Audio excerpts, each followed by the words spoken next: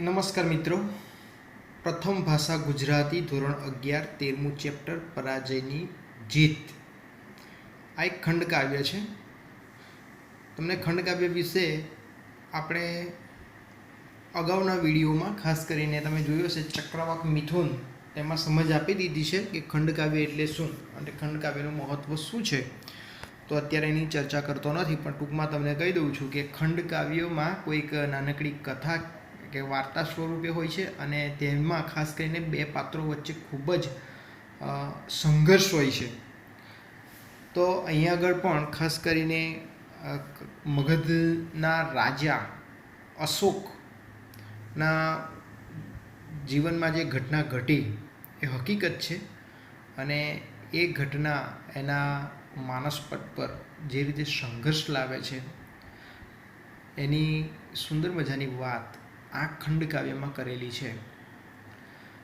તમે શીર્ષક જ જોઈ શકો છો કે પરાજયની જીત. હવે ખરેખર એકબીજાના વિરોધી શબ્દો મૂક્યા છે અહીંયા કે પરાજય એટલે હાર થાય અને હારની સામે બીજો શબ્દ તમે જોઈ શકો છો જીત. એટલે એકબીજાના વિરોધી શબ્દો મૂકીને કવિએ ખરેખર ખૂબ જ સુંદર ચમત્કૃતિ આપણી સમક્ષ મૂકી છે કે હારની પણ જીત હોય. હા, હારની પણ જીત હોય એ આ કાવ્ય દ્વારા, આ ખંડકાવ્ય દ્વારા આપણે સમજીશું. ખૂબ જ સરસ મજાનું આ ખંડકાવ્ય છે. આપણે જોઈશું, દરેક પંક્તિ સમજતા જઈશું ત્યારે તમને ખૂબ મજા આવશે. એટલે અત્યારથી હું તમને બધું જ પૂરેપૂરું સમજાવી દેતો નથી, પણ દરેક પંક્તિનું વિવરણ આપણે જોઈશું. પહેલાં આપણે કવિ પરિચય મેળવી લઈએ. પ્રહલાદ પારેખ, જન્મ 12-10-1912 ને અવસાન 2-1-1962 તેઓનું અવસાન થયું. કવિ પ્રહલાદ પારેખનો જન્મ ભાવનગરમાં થયો હતો અને તેમના ઘડતરમાં ખાસ કરીને ભાવનગરની દક્ષિણામૂર્તિ સંસ્થાનો મુખ્ય ફાળો રહ્યો છે. શ્રી નાનાભાઈ ભટ્ટ, આ નામ તમને પરિચિત છે, ખબર છે. આની આગળનો જે પાઠ છે, બરાબર 12મા નંબરનો પાઠ પ્રસંગદીપ, એના જે લેખક છે નાનાભાઈ ભટ્ટ અને દક્ષિણામૂર્તિ સંસ્થાના સ્થાપક છે, સંચાલક હતા અને એમણે સરસ મજાનો જે પાઠ આપ્યો છે પ્રસંગદીપ, તોફાન દિનનું કાવ્ય, બરાબર છે. એ લેખકની વિશેની વાત છે. એમના સંપર્કમાં આવેલા કવિ પ્રહલાદ પારેખ અને તેઓ પણ ભાવનગરના હતા અને કવિ પ્રહલાદ પારેખ પણ ભાવનગરના હતા.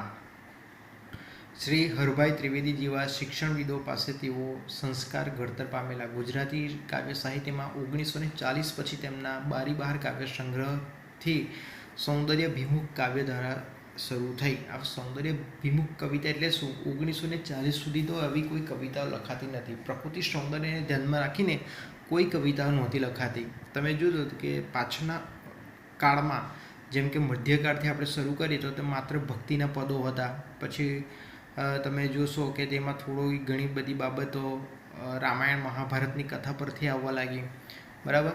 ત્યારબાદ ઘટનાને ધ્યાનમાં રાખીને, જેમ કે સ્વતંત્રતાની ચળવળ ચાલતી હતી તો તે સમયગાળાની અંદર એવા કાવ્યો લખાયા.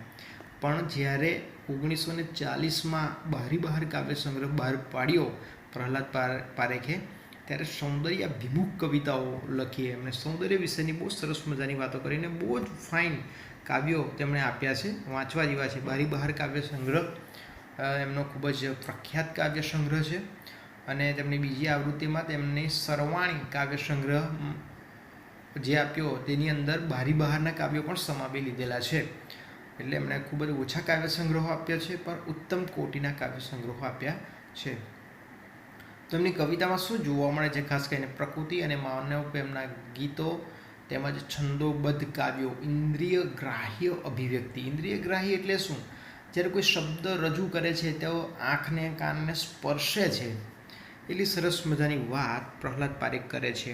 એમની અભિવ્યક્તિ બહુ સરસ હોય છે, નિરાળી છે, લય સમૃદ્ધિથી વિશેષ ધ્યાનપાત્ર બન્યા છે. ઉમાશંકર જોશીની પ્રસ્તાવનાનો લાભ આ સંગ્રહને મળ્યો છે.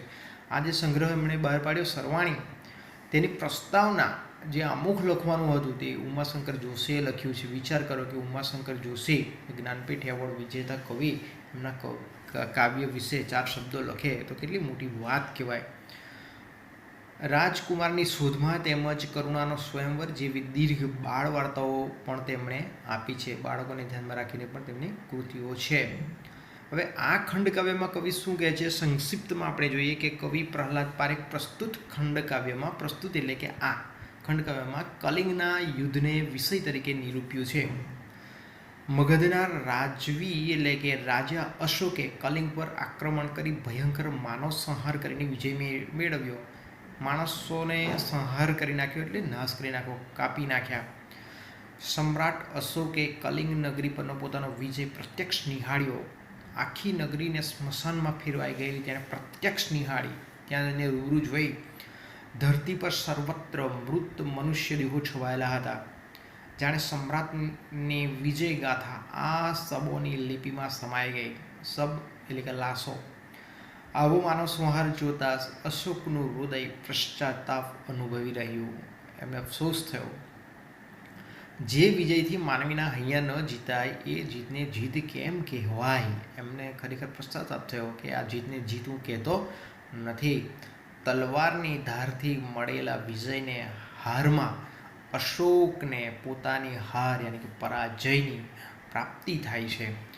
અશોક ખડગથી સત્તા વિસ્તારવાની લાલચને છોડી દે છે. બહુ મોટો રાજા હતો, સમ્રાટ હતો, પ્રભાવશાળી રાજા હતો, પણ તેણે આ બધું છોડી દીધું અને હિંસાનો ત્યાગ કરી અહિંસાનો માર્ગ સ્વીકારે છે. ઊંડા મનોમંથન પછી સમ્રાટ અશોકે કરુણાને પ્રબોધતા બૌદ્ધ ધર્મનો સ્વીકાર કર્યો હતો. તેઓ બૌદ્ધ ધર્મમાં બુદ્ધનો અંગીકાર કરે છે કે અહિંસા પરમો ધર્મ, કોઈની પણ અહિંસા કરવાની નહીં. ખાસ કરીને બૌદ્ધ ધર્મના લોકોને તમે જોયા હશે, પગમાં ચપ્પલ પર પહેરતા નથી અને તેઓ કોઈ પણ જીવને હાનિ પહોંચાડવા માંગતા નથી. તો અહિંસાની વાત છે. જગતભરમાં કરુણા અને અહિંસાનો સંદેશ ફેલાવ્યો. આ કાવ્યમાં ગંભીર વિષયની પસંદગી હોવા છતાં કેન્દ્રવર્તી ચરિત્ર, મનોમંથન, ભાવનું નિરૂપણ અને અનુકૂળ છંદોની પસંદગીને કારણે આ ખંડકાવ્ય આસ્વાદ્ય બની રહે છે. માણવા જેવું છે, મજાનું કાવ્ય છે આ ખંડકાવ્ય. હવે આ ખંડકાવ્યની શરૂઆતમાં તમને એક પંક્તિ તમે લખેલી જોઈ શકો છો, મને યાદ આવી એટલે મેં લખી છે કે હણોના પાપીને ત્રિગુણ બનશે પાપ જગના. હણોના પાપીને દ્વિગુણ બનશે પાપ જગના. લડો પાપો સામે અડગડીલના ગુપ્ત બળથી. પાપીઓને મારવા જોઈએ નહીં. જો એવું કરશો ને તો દ્વિગુણ ડબલ થશે પાપો, પણ એ પાપીઓ સામે અડગ દિલના ગુપ્ત બળથી લડવું જોઈએ, પ્રેમથી લડવું જોઈએ. પ્રેમથી.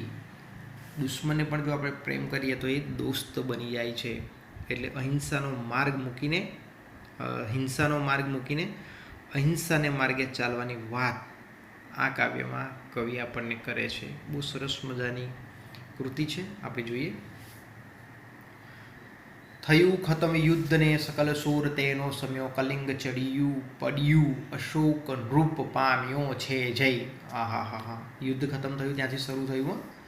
કાવ્યની શરૂઆત યુદ્ધ ખતમ થયું. શકલ એટલે આખી, એમાં ખાસ કરીને જે નગરીમાં જે શોર હતો, યુદ્ધની જે ધમાલ, એ બધી શાંત થઈ ગઈ, સમિત ગઈ. અને કલિંગ પડ્યું. અશોક નૃપ, નૃપ એટલે રાજા. રાજા માટે બહુ અલગ અલગ પ્રકારના શબ્દો આવે છે, ખાસ બધા તમે ધ્યાનમાં રાખશો.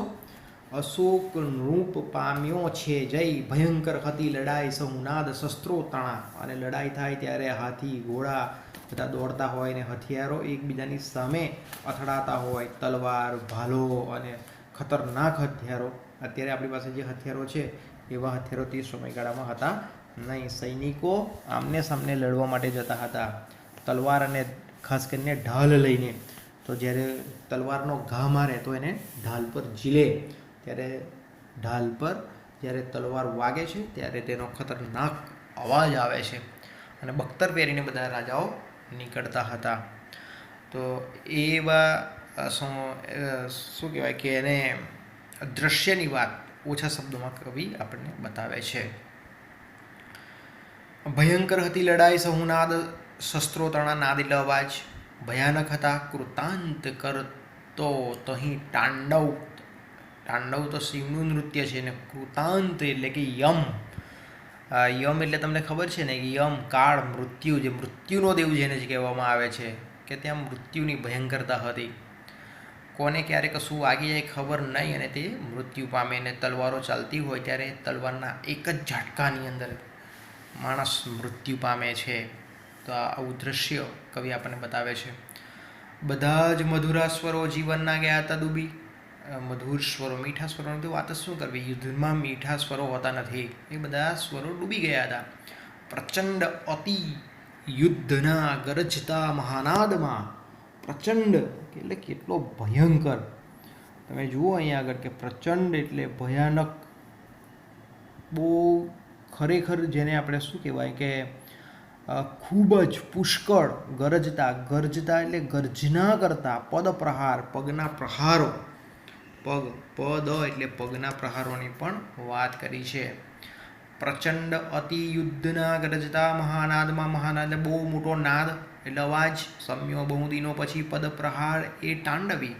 ઘણા બધા દિવસો પછી એ સમી ગયો. બહુ બધા દિવસ સુધી યુદ્ધ ચાલ્યું અને પહેલાંના સમયમાં ઘણા બધા દિવસો અને વર્ષો સુધી યુદ્ધો ચાલતા હતા. અને આ બધા યુદ્ધોની અંદર ખાસ કરીને માનવ સંહાર અને બીજા અન્ય પ્રાણીઓનો પણ સંહાર થતો હતો. જે લોકો હાથી, ઘોડા, ઊંટ લઈને ગયા હોય એ બધાનો પણ સંહાર કરવામાં આવતો હતો. હવે તમે જુઓ કે અહીંયા લખે છે કે પરાજિત કલિંગમાં ચૂપકીદી છવાઈ રહી. પરાજિત, પરાજિત અહીંયા શબ્દ પહેલો કે હાર, જે હાર પામેલી, હાર પર જીત મેળવેલી.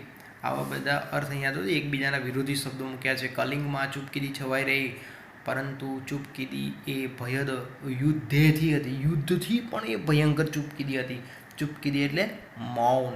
ચૂપકીદી એટલી બધી ભયંકર હતી. અને ક્યારેક ક્યારેક શાંતિ પણ આપણને ભયંકર લાગે છે. તમે જુઓ કોઈ ભયંકર જગ્યામાં જતા હોય ને એકદમ નીરવ શાંતિ હોય તો આપણને ડર લાગે છે. એવો ડર અહીંયા બધાને લાગી રહ્યો છે. નિરાશ નગરી હતી નયન નીરને ઢાળતી. અને નગર આખું નિરાશ થઈ ગયું છું.